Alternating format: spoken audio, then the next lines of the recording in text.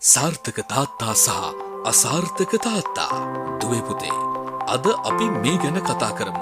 අද අපි කෑමකට එළියට යමු. හා පුතා අසනම් ගන්න. අද අපි දෙන්නම පොත් කියවමු. හවසට ක්‍රිකට් ගහමු. මේ ජනිත්ගේ තාත්තා අද නම් හරි මහන්සි. අද නම් ওই පාඩම කියලා දෙන්න බෑ. ඕක ගන්න එපා. ඒ ගමනේ යන්න එපා. මට ඔයත් එක්ක සෙල්ලම් කරන්න වෙලාවක් නෑ ළමයෝ. කරදර නොකර යන්න. මේ කසුන්ගේ තාත්තා. කසුන් හිතනවා මගේ තාත්තා මං ගැන හිතන්නේ නෑ. එයා මට ආදරේ නෑ කියලා. ඒත් කසුන් දැනගෙන හිටියේ නෑ. කසුන්ගේ තාත්තා මාසෙ පඩිය මදි නිසා අමතර පැය ගාණක් වැඩ කරලා පස්වල හිර වෙලා හෙම්බත් වෙලා ගෙදර එන්නේ කියලා. සෙනසුරාදා ඉරිදත් කසුන්ව අමතර පන්තිවලට යවන්න සල්ලි මදි නිසා තවත් අමතර රැකියාවක් කරනවා කියලා.